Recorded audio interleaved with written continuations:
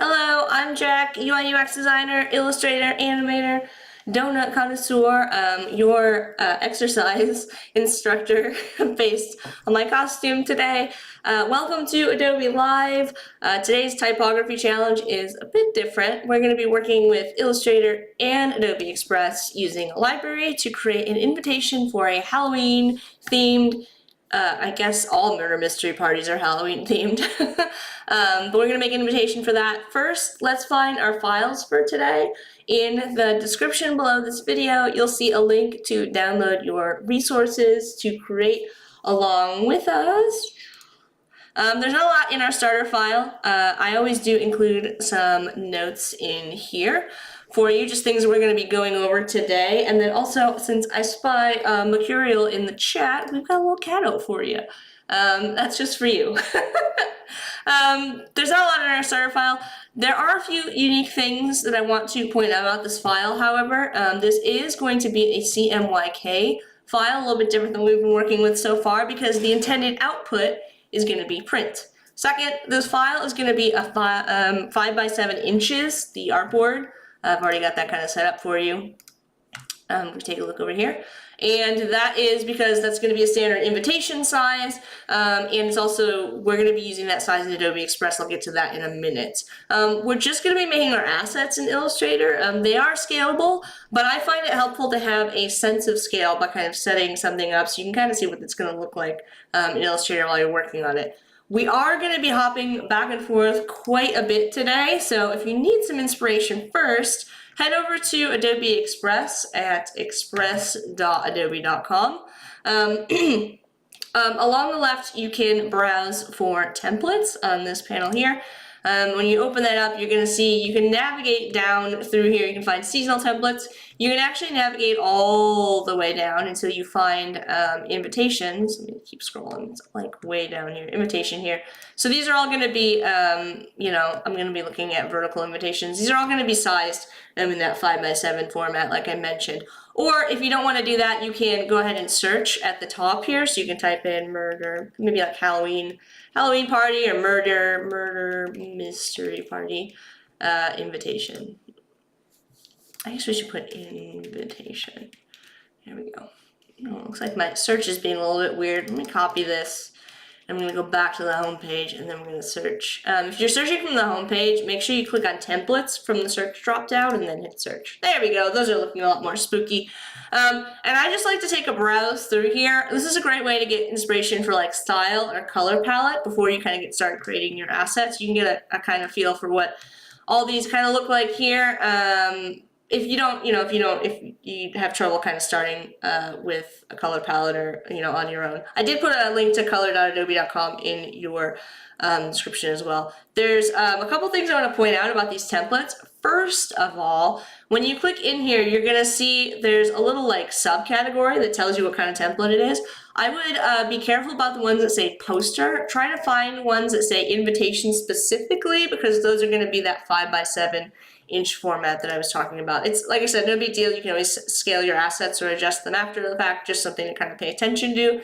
The other thing that I want to point out to you, which is kind of important, is the way that this information is structured. So if you're starting from scratch, you're going to want to kind of mirror this structure when you're making your design. So you're going to want something that has good hierarchy. What does that mean? It means that the text here is sized differently. So the title, which is the most important information when somebody's scanning this, is very clear, it's very bold, it's the largest thing on here. And then as you scroll down, you're going to find, this one's maybe not a great example. Here you go, this is a better example. Bold title, and then the next information that's important is going to be the date. So you've got like a hierarchy, large title, still slightly large text for the date and the time, and then the rest of the information is kind of ancillary, the RSVP, the location, anything else you want guests to know, those are going to be in a smaller font. So if you're starting from scratch, kind of try to mirror that, or you can just kind of build on a template from here, picking one of these to start with. So I'm noticing a lot of like black and white kind of look here, so I'm actually going to go ahead and back in Illustrator, I'm going to start to create some assets kind of using that color palette or using that idea here. So in Illustrator, I want to create a keyhole to kind of frame my design. So it's going to be a murder mystery. It kind of fits with the theme, right? If we take a look over here, one of the other things I want to point out is the way that some of these layouts, I forgot to mention this, some of these layouts have frames to kind of like help your eye kind of navigate the layout. Let's find a good example. This is a good example here. You get like that kind of like very formal feel from the style of the frame. It relates back to the theme, and it also adds to the hierarchy. So back over here, I want to kind of mirror that by creating my own kind of keyhole design here. So in my shapes, I'm going to drop down. If you don't see the ellipse tool, if you hold down on your shapes on your toolbar, you're going to be able to find all of them, the rectangle, ellipse, etc. And I've got smart guides on, so back up here under view, smart guides are checked on. That's going to make it easier for me to kind of place my cursor in the center here. I just really want to have it vertically centered. And then if we hold down shift, it's going to constrain our shape. If we don't, we're going to get an oval, which maybe that's what you want for your design, but I want to have a nice circle for the top of my keyhole. And then I'm going to hold down Option or Alt, and what that's going to do is let me scale it out from the center. So we're going to get a circle here at the top to kind of start our frame. Then we're going to create the bottom of the frame using the rectangle tool. So I'm just going to switch to that in my shapes, like drop down there in my tools. I'm just going to draw it out there. Now this isn't aligned currently. If you want to fix that, you're just going to drag to select both of these shapes. And then either from the Align panel here or from the Properties panel, make sure that in this drop-down you have Align to Artboard selected. You might have Align to Selection chose, and then just click on the horizontal Align Center, the one, the orientation shows you, gives you a preview of it aligned kind of vertically there. And that's going to snap that into place for you. Once you've got both of these kind of set up, this would be fine, this is fine, but if we want to add a little bit more personality to this, I'm going to click on the bottom here for this shape, and I'm going to flare it out a little bit using probably one of my favorite tools, and that's going to be the Free Transform tool. Now, a word of caution about this tool. If you just click on it, you're going to say, Jack, nothing is happening. I'm getting this crossbar. I can't actually like select anything. That's because with the Free Transform tool, you have to have a shape selected first. So I need to click on the shape that I want to use the Free Transform tool on, and as long as I have something selected, when I click on that, it's going to pull up this sort of sub menu, this little bar for you at the top, and that's going to give you all the different tools you have access to with the Free Transform. And they all kind of do different things.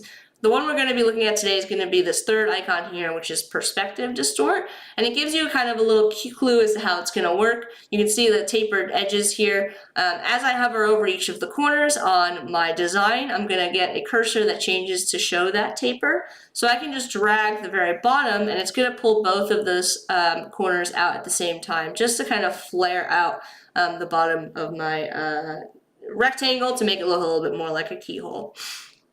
Okay, so if I switch the fill and stroke on these now, you can see we've got our basic shape. But if I go over here to my fill and stroke and I switch them so that I've got the darker color at the center, I've got a keyhole, but it's actually not what I want to create. I want the keyhole to actually be the frame, the window that we look through on our design. So we need to make another shape here and kind of modify, and we need to punch this actually out of another shape. So again, using my rectangle tool, I'm going to click in the upper left-hand corner, again using Smart Guides, really handy for this type of a thing, and I'm just going to drag a shape to fill my entire artboard. Now I've obviously covered up my other shapes, so I'm going to go to Object, and I'm going to go to Arrange and Send to Back. That's going to kind of give me the ability to see all of my shapes again.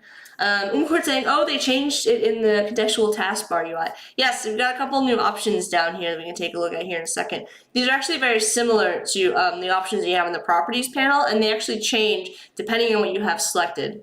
So if you have type selected, you're going to get type options, for example. Okay, so we've got this shape here. So we've got all the pieces and parts we need for this to be successful, but we need to actually punch these shapes out. And for that, I'm going to use the Shape Builder tool today. So I'm going to drag just with the selection tool to select everything on my artboard. And then navigating over to my Shape Builder tool, it kind of looks like a Venn diagram. If you use this tool normally and you just kind of drag, it's actually going to merge shapes together. That's the default action, and you can actually see it if you look really closely on my cursor. You get a little plus sign there, and we don't actually want to do that today. We want to do the opposite of that. We want to remove these shapes. So to do the opposite, we're going to use the Option or Alt key, which generally is kind of like If the default state is add, if you hold down the Alt or Option key, it's generally going to create the opposite of that, or subtract. So holding that down, I can either click, which is going to start to remove pieces, or what I like to do, just click and drag to remove everything at once. And now if I drag this off of my artboard, you can see we've made this window that we can see through here. The other thing I'm going to do just really quickly is I don't actually need the stroke on this anymore, so I'm going to grab the stroke and we're just going to set that to none, either over here underneath the stroke panel, or if it's easier, honestly, in the swatches panel. So now we don't have a stroke on that. All right, we're gonna make one more asset here. You remember what I said about like making sure everything's on, kind of on the theme here. I want to add some icons for clues for this murder mystery party, but I don't want to spend a lot of time drawing. We only got 30 minutes. We've actually got less now. So we're gonna use a font for this. So going over, this is really cool. Going over to fonts.adobe.com. From here, if you go into the Browse All, that's going to take you to a whole bunch of options in this left side panel here, where you can choose to sort by tags, classifications, properties, basically different ways to filter through fonts. And there's a little tag down here. If we click on View More under tags specifically, the very last one is going to say, ornaments. And if I click on that, I'm going to get fonts that are, like if you've ever seen like a Webdings or a Wingdings style font, right? These are all just like fancy characters, like little images, little icons, right? Little glyphs. And you can kind of sort through here and find one that kind of fits with the look and feel, the theme of your party. I've already got one picked out here called I've been trying to pronounce this. Espiritu. Apologies.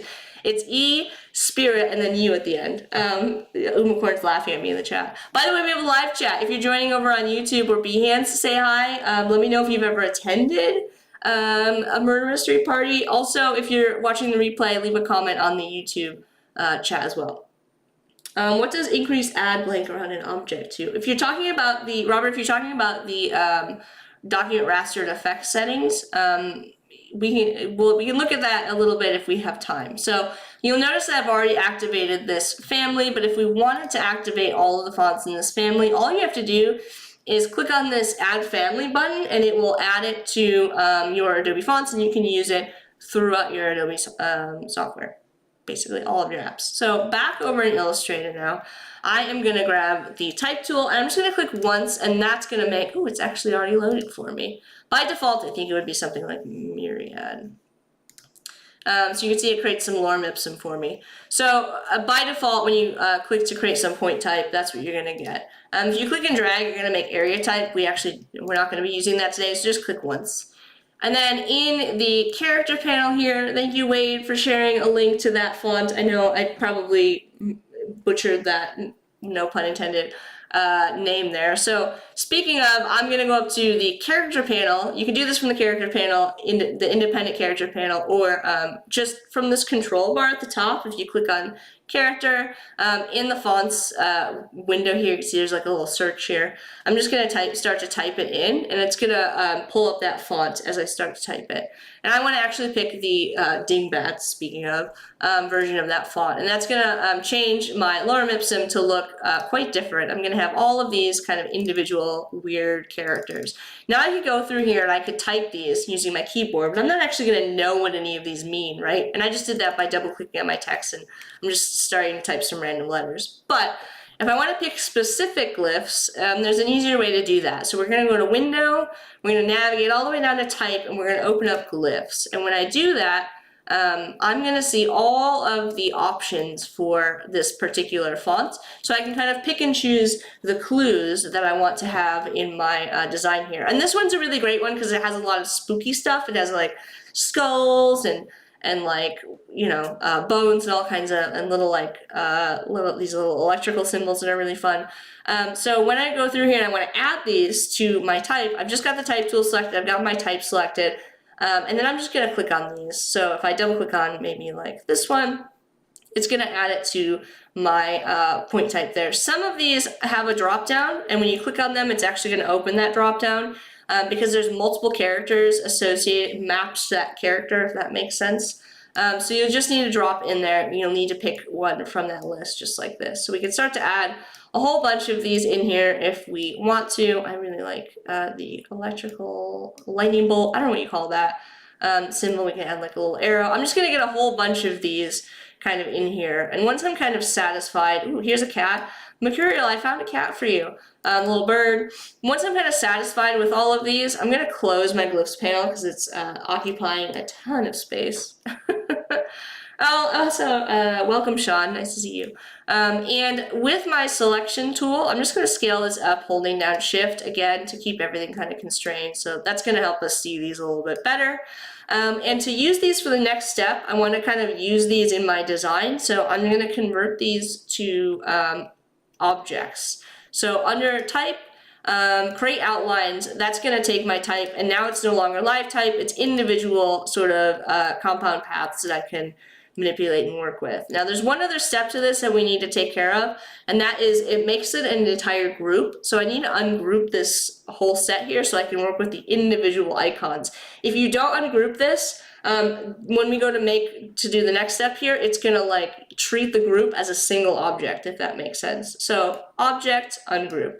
Now I've got individual characters that I can kind of drag around. And this is not, I can move these around and mess with them all that I want, because for the next step, we're going to create a really cool design using a new tool, the Objects on a Path tool. Some of you may have heard about it from Adobe Max. So I'm going to go over here, and in my shapes, I'm going to drop down to the ellipse tool again. And using my smart guides, I'm going to use that shift and alter option again to draw a shape out from the center. It's not perfectly centered. I'm just going to use my arrow key to kind of bump it down. Again, this is just for me to kind of get a sense of like the spacing and sizing of things. I'm going to swap my fill and stroke so it's easier to see. And then I'm going to select, and the next couple of steps here are going to involve this new tool. It's going to involve this icon down here, the objects on a path. I'm going to have to select all of the icons first. So I'm going to drag to select everything that I want to apply to this path. And then when I click on, very similar to the free transform, you have to have those icons selected first. And when I click on object on a path, it's actually going to tell me, click on a target path. It's going to give me this little tooltip to help me out. And when I hover over that path that I want to apply it to, that's where I can, the cursor is going to change, I can click on it, it's going to apply all of those icons. Now, at this point, I might want to switch to the direct selection tool and just click on this stroke, which is just for reference. And I'm also going to bring that to the front and set it to none. So you don't have to keep the stroke with the stroke color applied to it. I can set that to none and it'll just be kind of invisible. Okay, switching back to the selection tool, let's take a look at all these different options here. So at the top, all of the group that gets made here, let me open up my layers panel so you can see, is a special objects on a path group. And when I click at the top here, this little widget at the top, it's going to adjust the spacing. So if I had a design where I only wanted these icons to be like an arc at the top half, I could pull the spacing in like that. If I want to, I can rotate these icons. Now it does rotate them all at once. You can't rotate them currently individually, but I can rotate them all at once if I wanted to. And then the other thing that I want to point out is all of these icons have a little circle at the middle of them. And what that means is I can click on that circle and drag them around my shape here to rearrange them. So I can start to rearrange these so that like my bird is right side up, I can bring this around. So I'm kind of getting them in the orientation that I want them to be.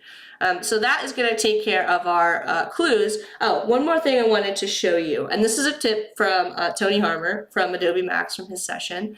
If I double click in here, I can enter this isolation mode, and if I wanted to add copies of these, if I wanted to have like another skull, all I have to do is hit Command C and Command V to copy and paste, and it'll add that shape on there. I'm going to show you one more thing, and that's I'm going to hit Command X to cut that shape, so I'm going to cut it out. And if I just paste it in here, so now I've got it pasted, just kind of free floating. If I want to add another icon to my group after the fact, all I have to do is open up in my layers panel with that little drop down there and drag that shape, that new icon into that group, and it's going to incorporate it into your objects on a path. So you can add things and remove things to your objects on a path after the fact. You don't have to like release it and start over again. You can just kind of throw them into that group. It's a special kind of group.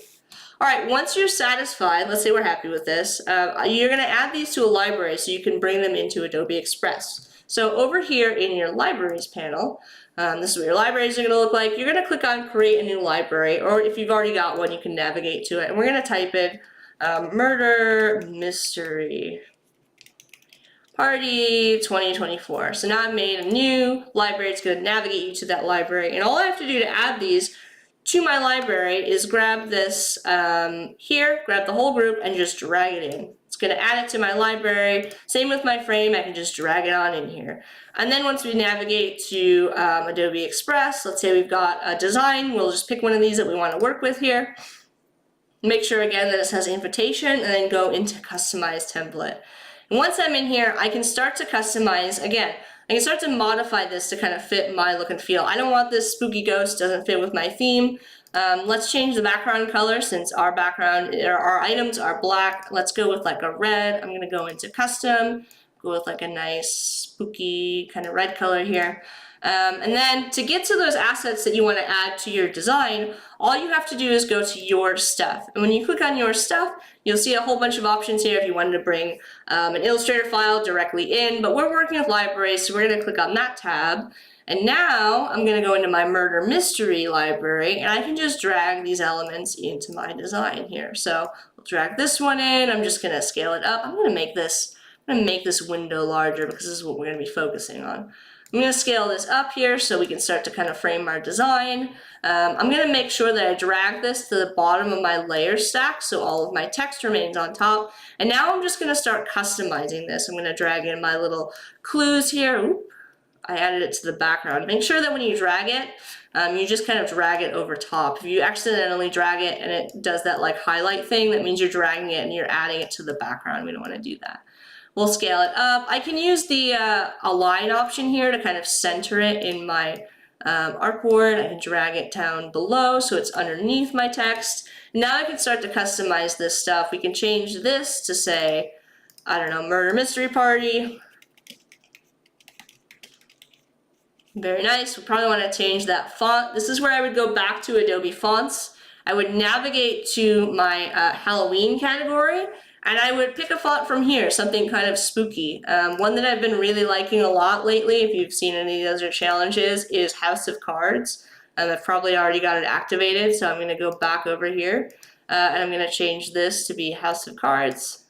Just typing it in here, cards, and I'm going to apply it. I can also set this text to have different text layouts, so down here I might want to change this to be dynamic. That's going to fit that kind of into the space at the center here and have everything kind of nicely stacked. Again, keeping my hierarchy. I want to make sure that the date information is bold, and I want to make sure that the other secondary information isn't going to have as much emphasis so that people can kind of scan this as they're reading my invitation. I might also want to have, you know, an RSVP, so we'll say like RSVP, and we'll put like email at website.com or something like that. We'll scale this down a little bit. I don't think it needs to be that bold. There we go, something like that, right? So now we've established our hierarchy, we've got our assets in there. If we wanted to update one of these assets after the fact, so let's say we wanted to add another icon to this stack here, we can go back over, let me minimize this again, we can go back over to Illustrator. I want to point this out. This is now a copy inside of our original kind of design. So if we want to edit this, we're going to want to double click on the library asset. So that's going to open up the library asset that we can edit. You'll see that it's got its own kind of artboard here. Let's do our little trick again, double clicking in here. I'm going to copy my skull, Command C and Command V to copy and paste, and then I'm just going to hit Command S to save. And now when we navigate back over to Adobe Express, you'll get a little pop-up that says your links have changed, your assets have changed. Hit update. When I do that, it's going to take a minute, and then you'll notice, you'll see the little cloud icon. It's actually updating. So once we kind of get it updated here, it's gonna be ready for us to use. You know, I would also probably add some of these icons in between as dividers between each of these sections. But once you're kind of ready and you're satisfied with the way that this looks, There's a couple ways we can share this. From Express, we can go to download. We can choose either PNG or JPEG, or you can use a share link if you wanted to get comments in our Discord. I'm just gonna go ahead and hit download. And then over in our Discord, you've got links in the description below this video. But in Discord, if you want to get feedback on your design, navigate to the Daily Creative Challenge section where it says DCC feedback. And then you can just drag this in here. I would put something in here like challenge 3, and I would just hit enter. And then everybody can see your work. You can get feedback from everybody, see all the other stuff that people are sharing in our Discord, and just hang out with the community. Clever in our chat is sharing all kinds of puns with us. But hold on a second, there we go. But yeah, that's gonna be, I think that's gonna be it for our stream for today. Thank you so much for hanging out with me for an Illustrator typography challenge. We went over type, we went over objects on a path, we went over libraries, and we went over working with Adobe Express. We're live once a week on Thursdays at 1 p.m. Pacific at behance.net/Adobe Live and on the Adobe Live YouTube channel. Oh, there's a question in the chat. I tried Jax, just so you know, I can't get the wingbat font. Make sure you navigate into the correct ornaments tab, and then also select dingbats from the styles. Sometimes they're their own style. But stay tuned. If you have more questions, you can ask in the Discord. Stay tuned for more live content coming up next, right after me. We got Val with the Photoshop challenge. All right, bye everyone.